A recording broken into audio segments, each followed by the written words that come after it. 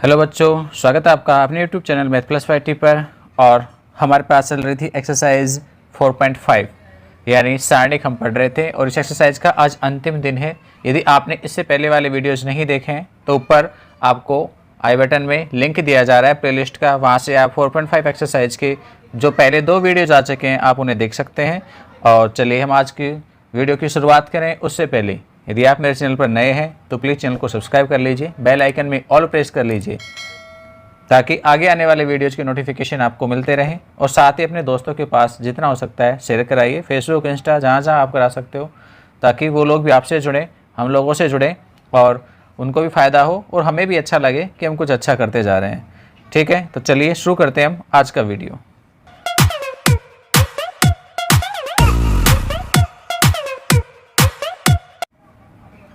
देखो 14 क्वेश्चन है हमारे पास। कह रहा है एक आव्यूह है ए, उसके लिए ए तथा बी ऐसी संख्याएं ज्ञात कीजिए ताकि ए स्क्वायर प्लस में A plus B I equal to शून्य हो। ये क्या है? जीरो मैट्रिक्स है, शून्य मैट्रिक्स है, तो ये हमें ज्ञात करना है यहाँ पर। तो क्या करेंगे, सबसे पहले हमें यहाँ पे ए स्क्वायर चाहिए, तो सब ए स्क्वायर को निकालेंगे हम। A square equal to A into A को ए से मल्टीप्लाई करेंगे, तो भाई ए को ए से मल्टीप्लाई करना है, 3 को करना है 3 2 1 1 को करना है 3 2 1 1 से। हाँ तो कर देंगे, तो कर दीजिए बच्चों। कैसे करेंगे? पहली पंक्ति को पहले स्तंभ से करेंगे, 3 3 9 और 2 एकम 2। फिर दूसरी पंक्ति से करेंगे तो 3 दूनी 6 और प्लस 2 1 2। नेक्स्ट पे आ जाइए नीचे, दूसरी पंक्ति को पहले स्तंभ से करेंगे 3 + 1 और दूसरी पंक्ति को दूसरे स्तंभ से करेंगे तो 2 + 1। तो ये हमारे पास आ गया 11 8 4 3। ये हमारे पास हो गया ए स्क्वायर। बस अब क्या करना है, दी गई जो आपके पास समीकरण है A square plus A capital A plus B I equal to 0, इसमें हम ये मान रख देंगे ए के और ए स्क्वायर के में ए स्क्वायर ए व आई के मान रखने पर। तो क्या मिलेगा बच्चों? ए स्क्वायर की जगह पर तो हमारे पास वैल्यू आई थी 11 8 4 3 और फिर है प्लस में ए और ए मैट्रिक्स की जगह पर वैल्यू है 3 2 1 1। उसके बाद बी और आई की जगह पर इकाई मैट्रिक्स जो कि योग के लिए अनुकूलनीय हो पाए, यानी 2 क्रम की, क्योंकि सभी मैट्रिक्स 2 क्रम की हैं तो ये भी कैसी रहेगी? 2 क्रम की। और बराबर में 0। 0 क्या है? शून्य मैट्रिक्स है यहाँ पर। ठीक है, वैसे तो ये ओ है लेकिन हम इसको क्या बोलते हैं? जीरो मैट्रिक्स बोलते हैं। अब इन सबको हम ऐड कर लेंगे तो क्या मिलेगा? 11 प्लस में 3 ए से गुणा करके लिख रहा हूँ 3 को, फिर प्लस में बी। नेक्स्ट दूसरे अवयव की बात करें तो 8 प्लस में 2 और यहाँ पर बी होगा ही नहीं। नेक्स्ट पे आ जाइए नीचे, यहाँ पर 4, फिर 4 ए को 1 से मल्टीप्लाई करेंगे तो ए, उसके बाद बी को 0 से करेंगे तो ये 0 ही रहेगा, लिखने की जरूरत नहीं है। तीसरे पे लास्ट आ जाते हैं 3 प्लस में ए और प्लस में बी और बराबर में शून्य मैट्रिक्स है। शून्य मैट्रिक्स को लिखेंगे 0 0 0 0। समान मैट्रिक्स हैं दोनों आमने सामने की, तो संगत अवयव समान होंगे तो संगत अवयवों को हम बराबर लिख देंगे। तो यहाँ से लास्ट वाले 2 को लिख देता हूँ, 4 + a = 0 व संगत अवयव 3 + a + b बराबर भी क्या होगा? 3 + a + b बराबर भी 0 होगा। तो 4 + a, यहाँ से आपको a की वैल्यू मिलेगी, वो होगी -4। ये a का मान आपके पास आ गया। व a के मान को यहाँ पे रखेंगे तो 3 - 4 और प्लस में b = 0, या क्या मिलेगा? -1 + b = 0। तो b का मान हमारे पास प्लस में 1 हो जाएगा। तो बच्चों a = -4 और b = 1 होगा। आइए नेक्स्ट क्वेश्चन देखते हैं। नेक्स्ट है हमारे पास 15वां। कह रहा है एक आव्यूह a के लिए दर्शाइए कि a³ -6a² + 5a प्लस में 11i = शून्य मैट्रिक्स है। इसकी सहायता से a इनवर्स भी निकालना है। तो सबसे पहले हमें चाहिए a³ a², ये मान चाहिए, तो a² मिल जाएगा। a² का मतलब होगा a को मैट्रिक्स a के साथ ही मल्टीप्लाई किया जाए, जैसा कि अभी ऊपर किया था। तो कर दीजिए a को a के साथ में, ए मैट्रिक्स है उसे ए के ही साथ गुणा करेंगे, यानी 1 1 1 1 2 -3 2 -1 और 3। इसे हम 1 1 1 1 2 -3 और 2 -1 3 से मल्टीप्लाई करेंगे। तो करेंगे तो क्या क्या मिलेगा वो हम यहाँ पे लिख देते हैं। पहली पंक्ति को पहले स्तंभ के साथ में करते हैं तो क्या हो जाएगा 1 + 1 + 2। दूसरे स्तंभ के साथ करेंगे तो 1 + 2 - 1। तीसरे स्तंभ के साथ करेंगे तो 1 - 3 प्लस में 3, क्योंकि 1 से गुणा करने पर कुछ नहीं होगा, एलिमेंट्स जुड़ जाएंगे बस। 1 2 -3 को करेंगे 1 1 2 से, दूसरी पंक्ति को करना है पहले स्तंभ से। तो 1 को 1 से करने पर 1, 2 को 1 से करने पर 2 और -3 को 2 से करने पर -6। नेक्स्ट दूसरे स्तंभ के साथ करेंगे तो 1 का गुणा 1, 2 का 2 के साथ 4 और -3 का 1 के साथ -3 और -1 गुणा होंगे तो +3 हो जाएंगे। चलिए नेक्स्ट करते हैं तीसरे स्तंभ से 1 का गुणा 1 से 1, 2 को करेंगे -3 से तो -6, -3 को 3 से करेंगे तो -9। नेक्स्ट तीसरी पंक्ति को पहले स्तंभ से करेंगे तो 2 -1 और 3 को 2 से करेंगे तो +6। नेक्स्ट 2 को गुणा करना है 1 से तो 2, -1 गुणा होगा 2 से तो -2, 3 को करेंगे -1 से तो -3। और इसके अलावा नेक्स्ट तीसरे स्तंभ से करेंगे तो वो मिलेगा 2, -1 और -3 गुणा होके +3 और 3 को 3 से कर देंगे तो +9 आ जाएगा। तो ये हमारे पास गुणा आ गया। तो मैट्रिक्स A² बनी वो क्या है, 1 और 1 2 और 2 4, 1 और 1 कट जाएगा तो यहाँ 2 आ जाएगा, 3 और 3 कट जाएंगे 1 आ जाएगा। नेक्स्ट पे आ जाते हैं 3 और -6 तो -3 बचेगा और ये आपके पास हो गया 8 और यहाँ पे 9 और 6 15 में से 1 कम करेंगे -14 और यहाँ 1 और 6 7। इसके अलावा -2 और +2 कट जाएंगे -3 और लास्ट में 9 और 3 12 और 2 14। ये हमारे पास A² आया। अब आगे A³ भी चाहिए हमको, A² के साथ साथ क्या और चाहिए A³। A³ को कैसे ज्ञात करेंगे, A³ का मतलब हो जाएगा A² गुणा में A। तो A² तो है हमारे पास, ये रही 4 2 1 -3 8 -14 7 -3 और 14। इसे हमें मल्टीप्लाई करना है किससे, A से। A क्या है 1 1 1 1 2 -3 और 2 -1 और 3। ये हमारे पास A है। बस अब इनका क्या करना है, गुणा। तो गुणा कर देते हैं हम इन्हें। पहली पंक्ति को पहले स्तंभ से गुणा कीजिए, 4 को 1 से करेंगे 4, 2 को 1 से करेंगे 2, 1 को 2 से करेंगे 2। फिर दूसरे स्तंभ से करेंगे तो 4 एकम 4, 2 दूनी 4 और 1 को -1 से करेंगे तो -1। तीसरे स्तंभ से करेंगे तो 4 -6 +3। आगे दूसरी पंक्ति को करना है पहले स्तंभ से तो -3 +8 और -14 को 2 से करेंगे तो -28। नेक्स्ट पे आ जाइए दूसरे स्तंभ पे तो -3 8 को 2 से करेंगे +16, -14 को -1 से करेंगे तो +14।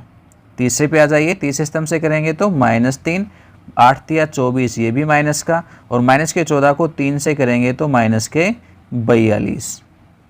अब आ जाइए तीसरी पंक्ति पर। तीसरी पंक्ति को पहले स्तंभ से करने पर 7 -3 और 14 दूनी 28।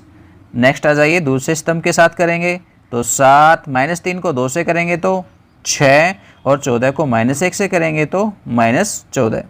तीसरे स्तंभ से करने पर 7 ++ के 9, 14 को 3 से करने पर +42।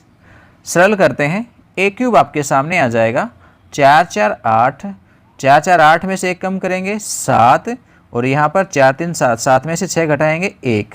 यहाँ 8 कम करेंगे -20 और 3 -23 और 14 और 16 30 होते हैं, 30 में से 3 कम कर देंगे 27 और यहाँ पर आपके पास सारे ही माइनस के हैं तो सबको जोड़ देंगे 42 3 45, 45 और 24 69 हो जाएंगे, माइनस के 69। और यहाँ 28 और 7 है वो 35 होते हैं, 35 में से 3 कम करेंगे तो 32 हो गए, और यहाँ माइनस के 13 आ गए, और लास्ट में 42 और 9 51 और 7 58 हो गए। ये हमारे पास ए क्यूब है।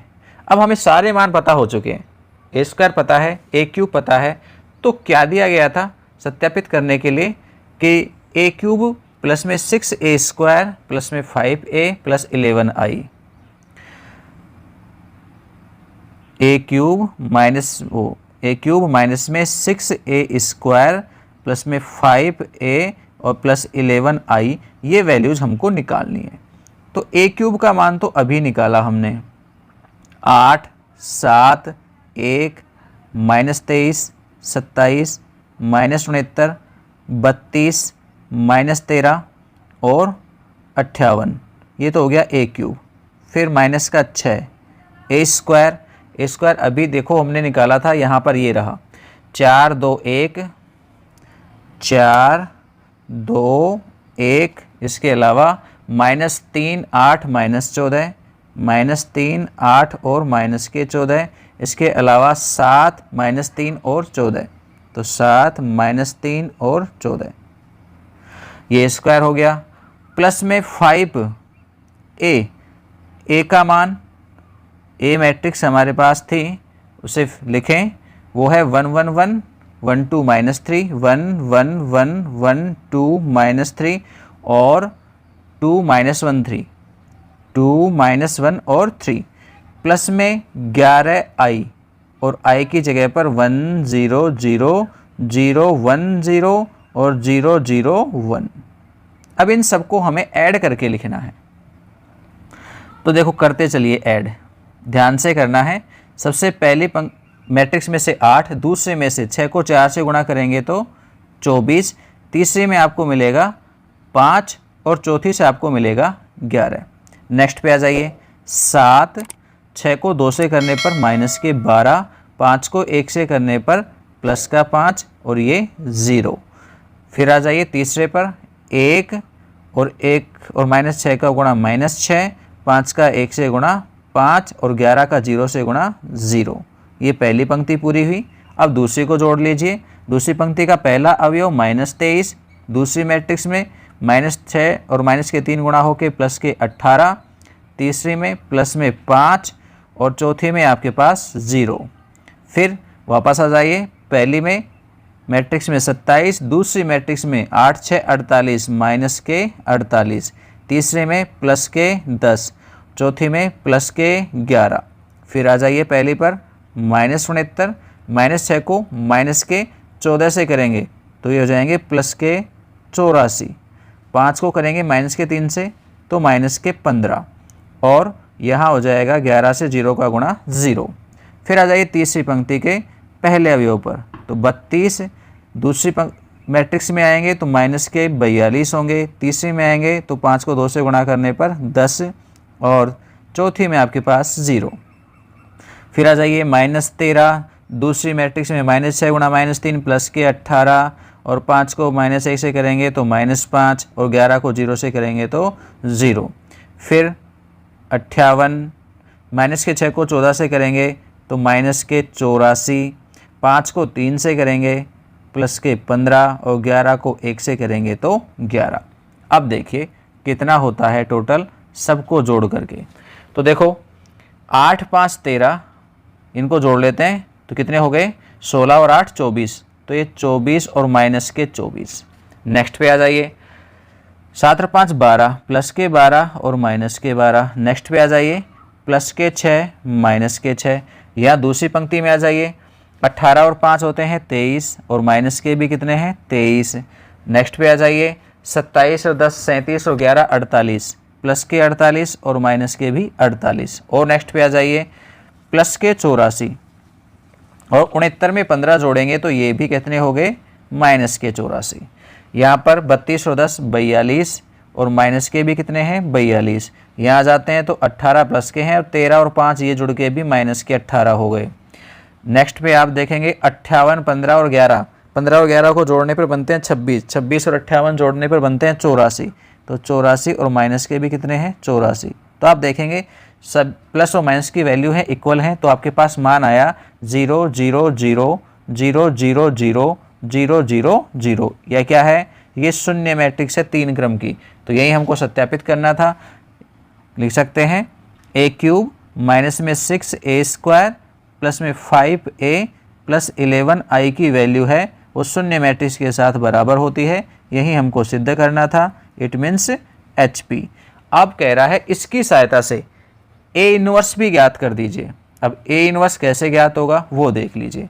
हम A इनवर्स से इसे गुणा कर देंगे, तो A इनवर्स से गुणा करने पर पूरी समीकरण को करेंगे तो क्या हो जाएगा, a स्क्वायर इंटू ए को गुणा करेंगे a इनवर्स से, माइनस के 6 a स्क्वायर को लिखेंगे a गुणा a और गुणा में a इनवर्स।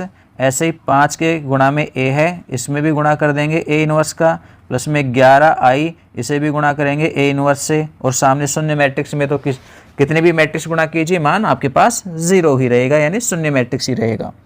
अब a इंटू ए इनवर्स का मान i होता है, यानी इकाई मैट्रिक्स होता है, तो ये a स्क्वायर और गुणा में इकाई मैट्रिक्स माइनस में 6a इंटू आई प्लस में 5i और यहाँ पर आपके पास हो जाएगा 11a इनवर्स बराबर 0। या फिर हम इसे यूँ कह सकते हैं 11a इनवर्स को हमने एक तरफ रखा, बाकी का पक्षांतरण कर लेते हैं, तो ये कितना हो जाएगा 6a, i से गुणा करेंगे तो a ही रहेगा, माइनस में 5i और माइनस का ही a स्क्वायर को इकाई मैट्रिक्स i से गुणा करने पर a स्क्वायर ही मिलेगा। बस अब आपको यहाँ पर वैल्यूज पुट करनी है। 11a इनवर्स इक्वल टू 6 और a का हमारे पास मान था 1 1 1 1 2 माइनस 3 और 2 माइनस 1 और 3, माइनस का 5 और इकाई मैट्रिक्स की जगह 1 0 0 0 1 0 और 0 0 1 और माइनस a स्क्वायर हमने निकाला था भाई, ऊपर समीकरण 1 डाली थी, उसे हमें यहाँ डिनोट करना है। ये रही a स्क्वायर, 4 2 माइनस 1, तो मैं लिख देता हूँ इसे, हम इनको ऐड कर देते हैं सभी को, तो ये आपके पास हो जाएगा 6 माइनस का 5 माइनस का 4 और इसके अलावा दूसरे अवयव पे आते हैं तो 6 0 माइनस में 2, तीसरे अवयव पे आते हैं तो 6 माइनस 0 माइनस का 1। ऐसे ही फिर हम दूसरी पंक्ति पे आ जाएंगे, पहला अवयव 6 0 और माइनस माइनस गुणा होके प्लस में 3। नेक्स्ट पे आ जाते हैं तो 6 दूनी 12 माइनस का 5 और माइनस को 8 से गुणा करेंगे माइनस के 8। नेक्स्ट पे आते हैं तो माइनस के 18 ये 0 हो गया और माइनस माइनस प्लस के 14 हो गए। फिर नेक्स्ट 12 और 0 इसके अलावा 7, फिर माइनस के 6 0 और माइनस 3 को माइनस से गुणा करेंगे प्लस का 3, लास्ट 6 3 18 माइनस के 5 और माइनस के 14। तो ये 11a इनवर्स हमारे पास कितना आ गया बच्चों, माइनस के 9 प्लस के 6 तो माइनस का 3, यहाँ से मिल गया आपको प्लस का 4 और नेक्स्ट में आपके पास हो गया है 5। ऐसे ही 6 और 3 9 और यहाँ माइनस का 1, 18 में 14 घटाएंगे माइनस के 4, 12 में 7 घटाएंगे 5, यहाँ पे माइनस का 3 और ये माइनस का 1। अब हम इसमें 11 का भाग दे देंगे तो a इनवर्स आ जाएगा 1/11 माइनस 3 4 5 9 माइनस 1 माइनस का 4 5 माइनस 3 और माइनस 1, ये हमारे पास a इनवर्स हो गई है। ठीक है बच्चों, चलिए नेक्स्ट क्वेश्चन देखते हैं। प्रश्न नंबर 16 है, वो सेम हमारे पास 15वें क्वेश्चन जैसा ही है, तो आप इसे हल करके देख सकते हैं। वो आपके पास 3 क्रम की एक मैट्रिक्स दी गई है और सेम वैसे एक क्वेश्चन आपके पास है और उसकी सहायता से a इनवर्स भी निकालना है। तो दोनों क्वेश्चन एक जैसे पैटर्न के हैं, हमने आपको 15 करवाया, 16 को आप करने की कोशिश करें। यदि नहीं हो पाता है तो फिर हमें कमेंट बॉक्स में लिखें, हम इसका सोल्यूशन प्रोवाइड आपको करा देंगे। चलिए नेक्स्ट देखते हैं। देखिए 17वां क्वेश्चन कहता है यदि a 3/3 कोटि का एक वर्ग आव्यूह है तो एडजॉइंट a की सारणिक का मान बताइए। तो आपको एक चीज़ का ध्यान रखना है, हम एक चीज़ पढ़ करके आए थे कि एडजॉइंट a और मैट्रिक्स A का जो गुणा होता है वो सारणिक A और इकाई मैट्रिक्स के रूप में होता है। अब हम इसके लिए क्या कर देंगे, सारणिक लेंगे, तो सारणिक A और एडजॉइंट A और इधर सारणिक लेंगे तो इकाई मैट्रिक्स के लिए तो सारणिक का मान 1 होता है, तो इधर केवल ए सारणिक रह जाएगा। ए सारणिक अपने आप में संख्या है तो संख्या के लिए दोबारा सारणिक नहीं ली जाएगी, इसलिए सारणिक ए ही रहेगा। और इकाई मैट्रिक्स की सारणिक की वैल्यू कितनी होती है? 1 होती है। अब यहाँ पर इस जगह पर हम सारणिक के गुणधर्मों को काम में लेंगे। सारणिक का हमारे पास एक प्रमेय थी कि यदि दो मैट्रिक्स गुणा में हैं तो उनकी सारणिक का मान है वो दोनों सारणिकों के गुणा के बराबर होता है। तो हम इसको अलग अलग कर सकते हैं। इधर आपके पास सारणिक ए आ जाएगा। सही है। अब यहाँ देखें तो हमें चाहिए केवल किसके लिए मान? एडजेंट ए के लिए। यहाँ वाली इस कंडीशन में आपको एक विशेष चीज़ जो ध्यान रखनी है वो यहाँ पर जो ही आप ये मोड़ लेंगे तो यहाँ यदि आपके पास a है वो n/n a है वो n/n क्रम की कोई एक मैट्रिक्स है, तो उस कंडीशन में जो ही हम यहाँ पे मोड़ लेंगे तो इकाई मैट्रिक्स के लिए यहाँ पर घात है वो n और इकाई मैट्रिक्स की वैल्यू 1। ये क्यों होगी वो चीज़ समझिए। देखो मेरे पास यहाँ पर ये वैल्यू है, हम इसको कितना लिखेंगे? हम इसे यूँ लिख देंगे। यदि मान लो थोड़ी देख ले 3 क्रम की मान के चलता हूँ तो हो जाएगी सारणिक a 0 0 0 सारणिक a 0 और 0 0 सारणिक a। 3 क्रम की यदि आपके पास इकाई मैट्रिक्स है या कहें तो मैट्रिक्स a है तो उसमें ऐसी कंडीशन आएगी। इनमें से जो ही हम इसे सारणिक में कन्वर्ट करेंगे, सारणिक में कन्वर्ट करते ही ये a सारणिक 0 0 0 a सारणिक 0 0 0 और a सारणिक ऐसी फॉर्म बनेगी। अब ये बन गई सारणिक। अब सारणिक में प्रत्येक पंक्ति में से आपको क्या क्या कॉमन मिलेगा? सारणिक a। तो सारणिक a तीनों पंक्तियों में से निकलेगा तो सारणिक a का क्यूब हो जाएगा। वैसे यदि ये n की फॉर्म में है ना तो ये n की a की घात है वो n हो जाएगी। तो यहाँ पर हम कहेंगे इसे सारणिक a की घात n और इकाई मैट्रिक्स के लिए आपके पास मान 1 हो ही जाएगा, तो यहाँ पर घात n हो जाएगी। अब हमें चाहिए केवल एडजॉइंट a के लिए, तो हम इसमें सारणिक a के मान का भाग दे देंगे तो इस सारणिक की घात n-1 बन जाएगी। तो ये हमारे पास एडजॉइंट a के लिए मान है जब n कोटि के आपके पास कोई मैट्रिक्स होती है। तो अब प्रश्न 17 पे आ जाइए। प्रश्न 17 में क्या कह रहा है? 3 क्रम की है वर्ग आयु, तो एडजॉइंट a के लिए मान निकालेंगे तो n की जगह यहाँ इस फॉर्मूले में 3 पुट कर देंगे तो क्या हो जाएगा? एडजॉइंट a सारणिक इक्वल टू सारणिक a की घात 3 - 1 यानी सारणिक a का स्क्वायर। तो ऑप्शन कौन सा हो जाएगा? ऑप्शन बी हो जाएगा। ऐसे ही 18वें को देखें। यदि a 2 कोटि का व्युत्क्रम अवयव है तो सारणिक a इनवर्स बराबर है डिटरमिनेंट्स a इनवर्स यानी सारणिक a इनवर्स। ये 18वां आपके पास a है वो 2/2 क्रम का वर्ग अवयव है। सही है। तब हम ये जानते हैं कि आपके पास जो a इनवर्स होगी ना, a इनवर्स, उसको हम क्या लिखेंगे? a इनवर्स को लिखेंगे a inverse equal to adjoint a upon सारणिक a। सही है।